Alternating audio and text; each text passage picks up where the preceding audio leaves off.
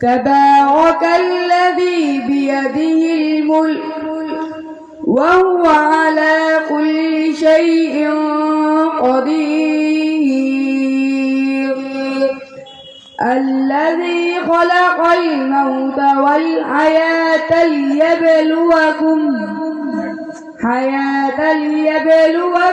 أيكم أحسن عملا وهو العزيز الغفور الذي خلق 7 سماوات طباقا ما ترى في خلق الرحمن من تفاؤت فارجع البصر هل ترى من فتور صدق الله العظيم السلام عليكم ورحمة الله وبركاته মাশাআল্লাহ আলহামদুলিল্লাহ আল্লাহর কালাম তেলাওয়াত শুনলেই মজা লাগে কি বলেন কথা ঠিক না এটাই ইমানের পরিচয় যখন কোরআন হাদিসের আলোচনা হয় কোরআনের তেলাওয়াত হয় তখন দিলে প্রশান্তি আসা এটাই ইমানের পরিচয় আবার যদি গুনার কোনো কাজ হয় সেটা যদি কখনো নজরে পড়ে তখন দিলের মধ্যে একটু বেচাইন ভাব লাগে একটু খারাপ লাগে এটাই ইমানের পরিচয় কারণ সাহাবায়ে কেরাম নবীজিকে জিজ্ঞাসা করছেন ইয়া রাসূলুল্লাহ আমাদের ঈমান আছে আমরা বুঝবো কিভাবে তিনি নবী করিম সাল্লাল্লাহু আলাইহি ওয়াসাল্লাম উত্তর করেছিলেন যে ভালো কাজ করলে যদি তোমার দিলে ভালো লাগে আর গুনার কাজ হয়ে গেলে গুনার কাজ দেখলে যদি তোমার দিলে খারাপ লাগে এটাই তোমার ঈমানের পরিচয় সম্মানিত হাজিরিন কোরআনের তেলাওয়াত শুনলে দিলে প্রশান্তি লাগে ভালো লাগে কোরআন হাদিসের কথা শুনলে দিলের ঈমান বৃদ্ধি হয়ে যায় কথা ঠিক না ঠিক ঠিক আল্লাহ পাক রব্বুল আলামিন আমাদেরকে এই জান্নাতের বাগানে নিয়ে এসেছেন আল্লাহর দয়া এবং মায়া ছাড়া আর কিছুই না এটা গুনাহ মাফের মজলিস আল্লাহ তাআলা আমাদের সকলকে গুনাহগুলো মাফ করে দিয়ে গুনার স্থানে আল্লাহ তাআলা নেক দ্বারা পরিপূর্ণ করে দেয় সকলে বলি আমিন সম্মানিত শ্রোতা মণ্ডলী আজকের মাহফিলের পর্যায়ে গুরুত্বপূর্ণ নসিহত নিয়ে আসছেন হাফেজ মাওলানা মাহবুবুর রহমান সাহেব হাফেজ মাওলানা মাহবুবুর রহমান সাহেব ইমাম ও খতিব মুদাফর উত্তরপাড়া বাইতুল নূর জামে মসজিদ হযরতকে তার সংক্ষিপ্ত মূল্যবান নসিহত পেশ করার জন্য এলাকাবাসীর পক্ষ থেকে সবিনয় অনুরোধ জানাচ্ছি السلام عليكم ورحمة الله وبركاته السلام ورحمة الله وبركاته إن الحمد لله نحمده ونستعينه ونستغفره ونؤمن به ونتوكل عليه ونعوذ بالله من شرور أنفسنا ومن سيئات أعمالنا من يهده الله فلا مضل له ومن يضلله فلا هادي له ونشهد أن لا إله إلا الله وحده لا شريك له ونشهد أن سيدنا ومولانا وأولانا وحبيبنا وطبيبنا وطبيب قلوبنا ومولانا محمدا عبده ورسوله أرسله بالحق بشيرا ونذيرا وداعيا إلى الله بإذنه وسراجا وقمرا منيرا أما بعد فقد قال الله تبارك وتعالى في كلامه المجيد وفرقانه الحميد. أعوذ بالله من الشيطان الرجيم. بسم الله الرحمن الرحيم. فقلت استغفروا ربكم إنه كان غفارا يرسل السماء عليكم مدرارا ويمددكم بأموال وبنين ويجعل لكم جنات ويجعل لكم أنهارا. صدق الله العظيم وصدق رسوله النبي الكريم ونحن على ذلك لمن الشاهدين والشاكرين والحمد لله رب العالمين. شكر محبة الشديد إبراهيم. اللهم صل على محمد وعلى آل محمد كما صليت على إبراهيم وعلى آل إبراهيم إنك حميد مجيد. اللهم بارك على محمد وعلى آل محمد كما باركت على إبراهيم وعلى آل إبراهيم إنك حميد مجيد. سبحانك لا علم لنا إلا ما علمتنا إنك أنت العليم الحكيم. سبحانك لا فهم لنا إلا ما فهمتنا إنك أنت الجواد الكريم. الحمد لله. মুআজ্জাজ মুকাররম সম্মানিত এলাকাবাসী, মঞ্চের সামনে উপবিষ্ট আমার দিন প্রিয়, ইসলাম প্রিয়, তাওহীদ প্রিয় আমার মুসলমান ভাইরা, আশেপাশে কর্মরত, কর্তব্যরত, তারুণ্যের উচ্ছ্বাসে উদ্দীপ্ত আমার প্রাণপ্রিয় যুবক ভাইরা, পর্দার আড়ালে আমার সম্মানিতা মা ও বোনেরা, সকলের নিকট কৃতজ্ঞতা জ্ঞাপন করছি। বিশেষ করে আজকের এই মাহফিলের সম্মানিত সভাপতি, প্রধান অতিথি, প্রধান আলোচক, প্রধান আকর্ষণ, এর সাথে সম্পৃক্ত সকলের প্রতি আন্তরিকতা জ্ঞাপন করছি।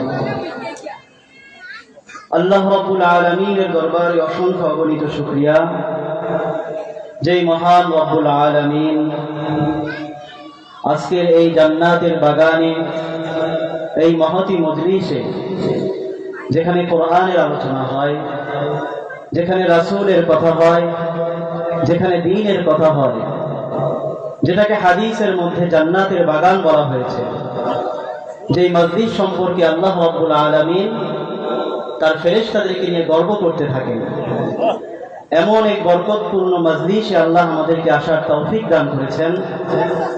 দ্বীনি আলোচনা শোনার মতো সময় সুযোগ আমাদেরকে করে দিয়েছেন। সেজন্য মহান রবের দরবারে শুকরিয়া জ্ঞাপন করি, কৃতজ্ঞতার কণ্ঠে আদায় করি আলহামদুলিল্লাহ। সম্মানিত প্রাণপ্রিয় মুসলমান ভাইরা, আল্লাহ পাক রব্বুল আলামিন তিনি আমাদের স্রষ্টা, তিনি আমাদের রব, তিনি আমাদের প্রতিপালক, পালনকর্তা। নামাজের মধ্যে আমরা আল্লাহর প্রশংসা করে বলি আলহামদুলিল্লাহি রাব্বিল আলামিন। সমস্ত প্রশংসা সেই আল্লাহর জন্য, যিনি জগৎ সমূহের প্রতিপালক। শুধুমাত্র পৃথিবীর না, বরং পৃথিবীর বাহিরে আরো যত জগৎ আছে, মহাজাগতিক বিষয় আছে, ইহকাল এবং পরকালের সাথে সম্পৃক্ত যত কিছু আছে, সব কিছুর পালনকর্তা, সব কিছুর রব সেই মহান রবের জন্য, সেই আল্লাহর জন্য সমস্ত প্রশংসা। তো আল্লাহ রাব্বুল আলামিন হচ্ছেন আমাদের রব, আমাদের স্রষ্টা। তিনি আমাদেরকে সৃষ্টি করেছেন। এই পৃথিবী এক সময় ছিল, কিন্তু আমরা ছিলাম না। আল্লাহ রাব্বুল আলামিনের দাসত্ব করার জন্য, তার ইবাদত করার জন্য ফেরেশতারা ছিল। কিন্তু এরপর আল্লাহ রাব্বুল আলামিন মানব জাতি সৃষ্টির উদ্দেশ্য করলেন, ইচ্ছা করলেন। সূরা বাকারার মধ্যে আল্লাহ রাব্বুল আলামিন ইরশাদ করেন, وَإِذْ قَالَ رَبُّكَ لِلْمَلَائِكَةِ إِنِّي جَاعِلٌ فِي الْأَرْضِ خَلِيفَةً قَالُوا أَتَجْعَلُ فِيهَا مَن يُفْسِدُ فِيهَا وَيَسْفِكُ الدِّمَاءَ وَنَحْنُ نُسَبِّحُ بِحَمْدِكَ وَنُقَدِّسُ لَكَ قَالَ إِنِّي أَعْلَمُ مَا لَا تَعْلَمُونَ। আল্লাহ রাব্বুল আলামিন সূরা বাকারার মধ্যে তিনি বর্ণনা করেন যে, হে আমার নবী, আপনি বলুন, যখন আপনার রব ফেরেশতাদেরকে উদ্দেশ্য করে বললেন, ইন্নী জাইলুন ফিল আরদি খলিফা, হে আমার ফেরেশতারা তোমরা শোনো, পৃথিবীর বুকে আমি আমার খলিফা পাঠাতে চাই, আমি আমার প্রতিনিধি পাঠাতে চাই। ফেরেশতারা তখন আল্লাহকে উদ্দেশ্য করে বললেন, ক্বালু আতাজআলু ফীহা মান ইউফসিদু ফীহা ওয়া ইয়াসফিকু দিমা, হে আল্লাহ, আপনি কি পৃথিবীর মধ্যে এমন কোন সম্প্রদায়, এমন কোন জাতি পাঠাতে চাচ্ছেন যারা সেখানে গিয়ে ফাসাদ সৃষ্টি করবে, যারা সেখানে গিয়ে রক্তপাত করবে, যারা সেখানে গিয়ে হাঙ্গামা করবে, এমন কোন জাতি আপনি সৃষ্টি করতে চাচ্ছেন? অথচ ওয়ানাহনু নুসাব্বিহু বিহামদিকা ওয়া নুকদ্দিসু লাক, আমরা আপনার তাসবিহ করি, আমরা আপনার পবিত্রতা ঘোষণা করি, এরপর আপনি এমন কোন জাতি সৃষ্টি করতে চাচ্ছেন যারা সেখানে গিয়ে আপনার নাফরমানি করবে। তখন মহান রব্বুল আলামিন ফেরেশতাদেরকে উদ্দেশ্য করে বললেন, ক্বালা ইন্নী আ'লামু মা লা তা'লামুন, হে ফেরেশতারা তোমরা শুনে রাখো, ইন্নী আ'লামু, নিশ্চয়ই আমি জানি, মা লা তা'লামুন, যা তোমরা জানো না। তোমরা বলছো যে তারা সেখানে গিয়ে হাঙ্গামা করবে, তারা সেখানে গিয়ে ফাসাদ করবে, কিন্তু এরপরও আরেকটা উদ্দেশ্য আছে যেটা আমি জানি না। তো আল্লাহ রাব্বুল আলামিন আমাদেরকে সেই উদ্দেশ্যকে সামনে রেখে আমাদেরকে পৃথিবীর বুকে তার খলিফা হিসেবে পাঠিয়েছেন। সুবহানাল্লাহ। সেই উদ্দেশ্য কি? আল্লাহ রাব্বুল আলামিন সূরাতুজ জারিয়াতের মধ্যে 26 নম্বর পারার সূরাতুজ জারিয়াতের মধ্যে তিনি বলেন, ওয়ামা খালাকাতুল জিন্না ওয়াল ইনসা ইল্লা লিয়াবুদুন, ওয়ামা খালাকাতুল জিন্না ওয়াল ইনসা ইল্লা লিয়াবুদুন, আমি মানব জাতি এবং জিন জাতিকে কেবলমাত্র সৃষ্টি করেছি আমার ইবাদতের জন্য, আমার দাসত্বের জন্য, আমার আনুগত্যের জন্য। তো আমাদেরকে সৃষ্টি করার উদ্দেশ্য কি? আল্লাহর দাসত্ব করা। ফেরেশতাদেরকে আল্লাহ রাব্বুল আলামিন এরকম ভাবে সৃষ্টি করেছেন যে তাদের মধ্যে গুনাহের কোন প্রকার খাহেশ, গুনাহের কোন চাহত তাদের মধ্যে তৈরি হয় না। লা ইয়াসুনাল্লাহা মা আমারহুম ওয়া ইয়াফআলুনা মা ইউমারুন। ফেরেশতাদের বৈশিষ্ট্য হলো তারা সামান্য সময়ের জন্য হলেও, অল্প কিছুক্ষণের জন্য হলেও, যাররা পরিমাণ তারা আল্লাহ রাব্বুল আলামিনের নাফরমানি করেন না, বরঞ্চ ওয়া ইয়াফআলুনা মা ইউমারুন, তাদেরকে আল্লাহ যে বিষয়ের আদেশ করেছেন তারা তা সম্পাদন করে। তো আল্লাহ রাব্বুল আলামিন ফেরেশতাদেরকে সৃষ্টি করলেন শুধুমাত্র তার দাসত্বের জন্যই। তাদের মধ্যে শয়তানি কোনো ওয়াসওয়াসা আসে না, তাদের মধ্যে কোনো নফসানি খাহিসাত তৈরি হয় না। কিন্তু আল্লাহ রাব্বুল আলামিন যেই মানব জাতি সৃষ্টি করলেন, যেই মানব জাতিকে পৃথিবীর বুকে পাঠালেন, সেই মানব জাতির মধ্যে আল্লাহ রাব্বুল আলামিন এমন বৈশিষ্ট্য দিয়ে সৃষ্টি করেছেন যে তার মধ্যে বিবেক দিয়েছেন, তার মধ্যে চক্ষু দান করেছেন, তাকে শ্রবণ শক্তি দিয়েছেন, তাকে কথা বলার শক্তি দিয়েছেন। এই শক্তিকে কাজে লাগিয়ে সে যদি আল্লাহ রাব্বুল আলামিনের দাসত্বকে গ্রহণ করতে পারে, সে যদি বিভ্রান্তির পথ থেকে, শয়তানের পথ থেকে আল্লাহ রাব্বুল আলামিনের জান্নাতের পথকে সে গ্রহণ করতে পারে, তাহলে আল্লাহ রাব্বুল আলামিন পরকালে তার জন্য সেই সুবিশাল, সেই শান্তিময় চিরস্থায়ী জান্নাতের ব্যবস্থা করেছেন। সুবহানাল্লাহ। তো আমাদের সৃষ্টির উদ্দেশ্য হচ্ছে আমরা আল্লাহর আনুগত্যের মাধ্যমে, আমরা যেখান থেকে এসেছি, হযরত আদম আলাইহিস সালাম আমাদের আদি পিতা যেই জান্নাত থেকে দুনিয়াতে এসেছেন, সেই জান্নাতে আবার ফিরে যাওয়া, এটা হচ্ছে আমাদের উদ্দেশ্য।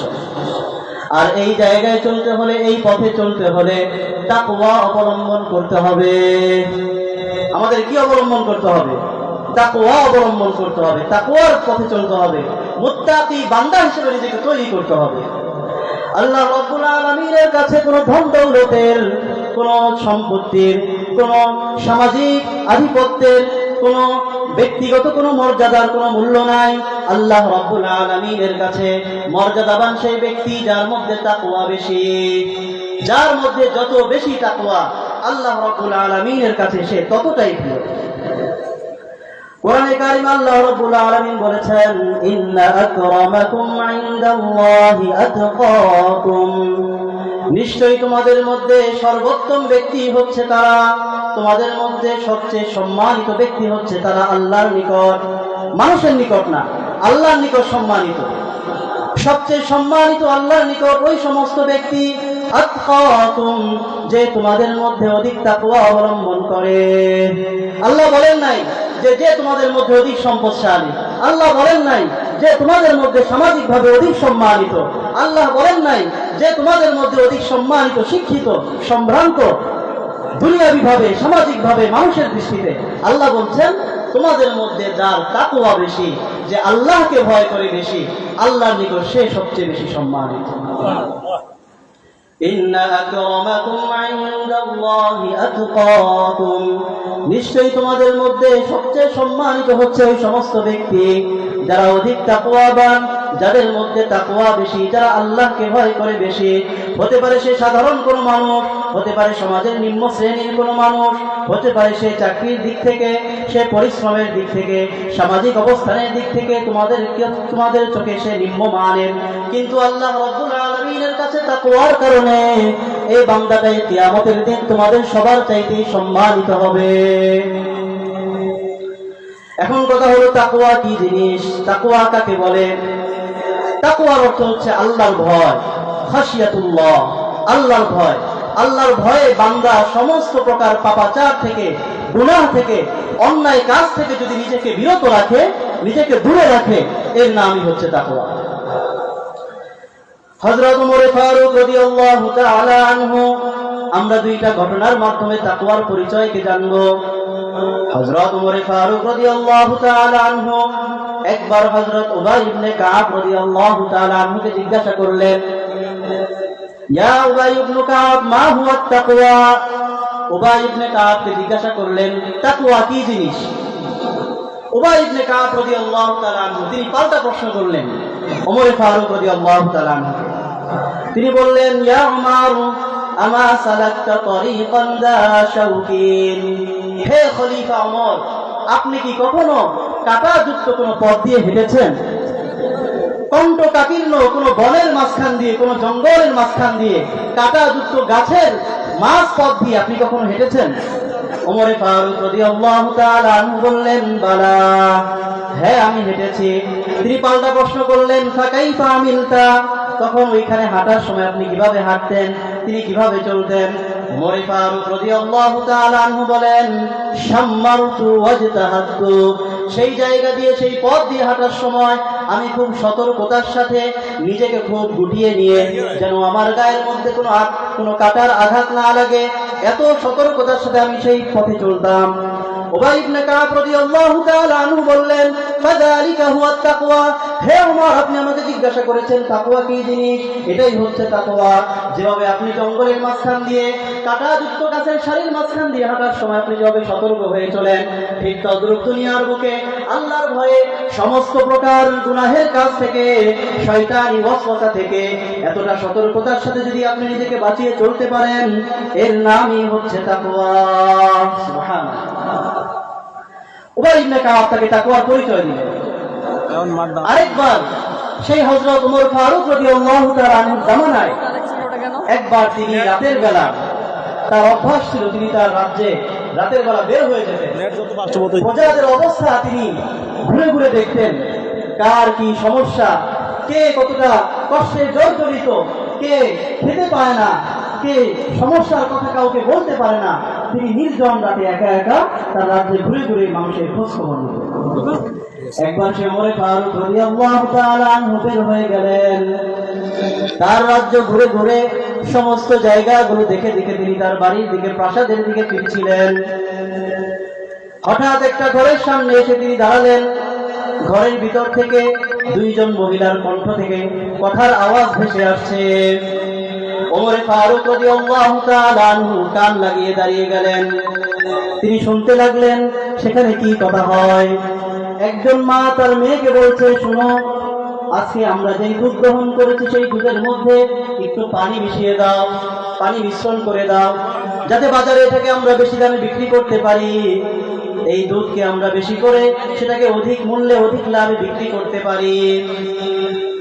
সেই মেয়ে তার মাকে বলছে, আম্মা, আপনি কি জানেন না খলিফা ওমর রাদিয়াল্লাহু আনহু তিনি নিয়ম করেছেন যারা দুধের মধ্যে পানি মিশ্রণ করবে এটা দণ্ডনীয় অপরাধ।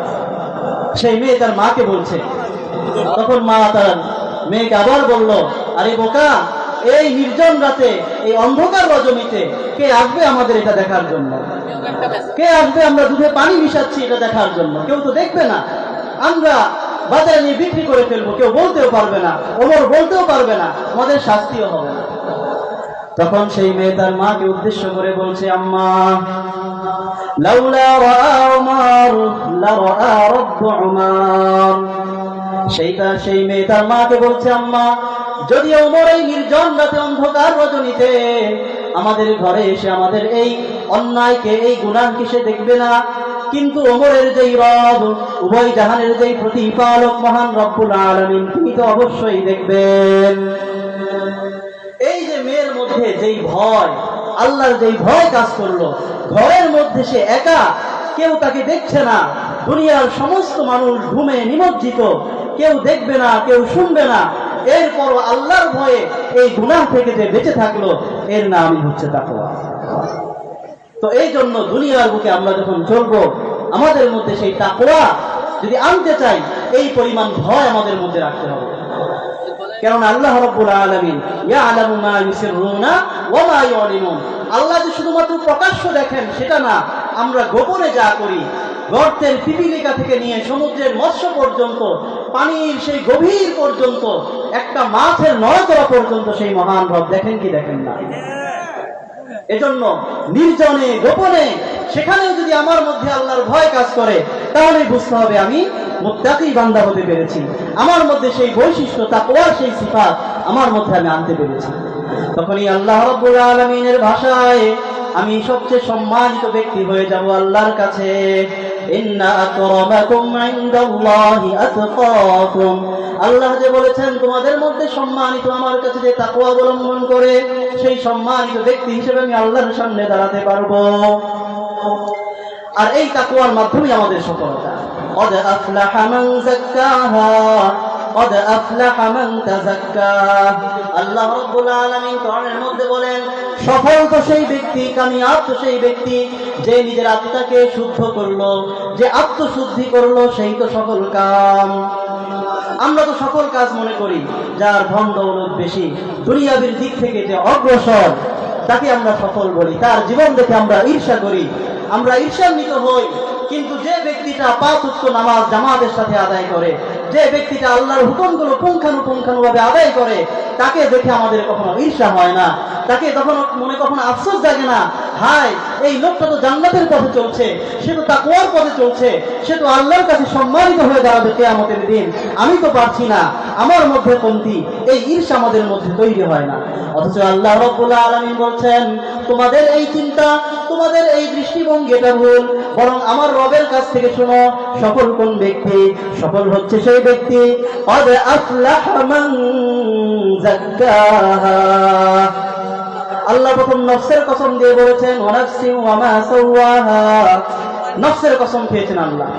এরপরে গিয়ে আল্লাহ রাব্বুল আলামিন বলছেন, সফল ওই ব্যক্তি যে তার এই নফসকে শুদ্ধ করতে পারবে। قد أفلح من تزكى, যে ব্যক্তি নিজেকে শুদ্ধ করতে পারলো সে সফল কাম।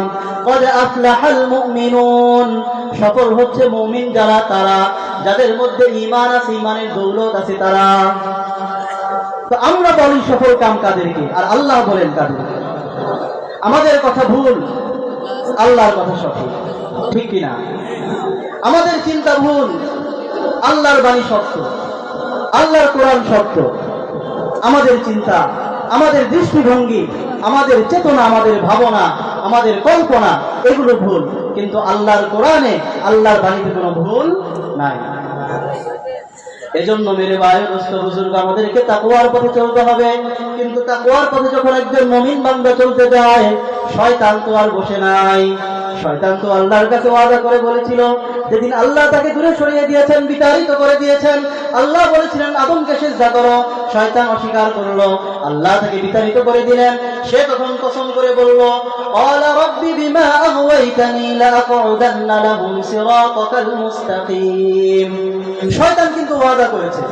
শয়তান আল্লাহর কাছে বলছে, রব্বি, হে আমার রব, বিমা আগওয়াইতানি, এই যে আপনি আমাকে দূরে সরিয়ে দিলেন, আপনি যে আমাকে বিভ্রান্ত হিসেবে, বিতাড়িত শয়তান হিসেবে আমাকে আপনার থেকে বিতাড়িত করলেন, আমি কসম করছি লাআকউদান্না লাহুম, যে আদমের কারণে আপনি আমাকে এটা করলেন, আমি কসম করছি আমি সেই আদমের সন্তানদের জন্য বসে থাকবো সিরাতাকাল মুস্তাকিম, সরল পথের মাঝখানে আমি বসে থাকবো। শয়তান ওয়াদা করেছে, আপনি তো এই আদমের জন্য আমাকে আপনি বিতাড়িত করলেন, কিন্তু এই আদমের সন্তানদেরকে আমি শান্তি মতো আপনার পথে চলতে দিব না, সরল পথে চলতে দিব না। তারা যখনই নেকের পথে চলতে যাবে, তারা যখনই আপনার হিদায়াতের পথে চলতে যাবে, আমি শয়তান বাধা হয়ে দাঁড়াবো। এজন্য আমরা নামাজ পড়ি, নামাজ পড়তে মন চায়, নামাজ পড়ি, কিছুদিন পর আবার ছুটে যায়, নেকের কাজ করি, বয়ান শুনি, ওলামায়ে কেরামের কথা শুনি, নিজের ঈমানটা তাজা হয়। কিন্তু যখন বাড়িতে চলে যাই, সমাজে চলে যাই, পথে চলে যাই, আমাদেরকে শয়তান ধোঁকা দেয়, তখন আমরা বিপদপ্রাণী হই। এজন্য আল্লাহ রাব্বুল আলামিন আমাদেরকে সেই শয়তানের পথ থেকে যেন আমরা আবার ফিরে আসতে পারি, সেই পথ বাততে দিয়েছেন। সেই পথ কি? সেই পথ হচ্ছে ইস্তিগফারের পথ, সেই পথ হচ্ছে গুনাহ মাফের পথ। আল্লাহ বলছেন, বান্দা, ইয়া ইবাদিয়াল্লাযীনা আসরাফু আলা আনফুসিহিম, তোমরা নিজের উপর জুলুম করেছো, যে সমস্ত বান্দারা নিজের উপর জুলুম করেছো, লা তাকনাতু মির রাহমাতিল্লাহ, আমি আল্লাহর রহমত থেকে নৈরাশ হও না।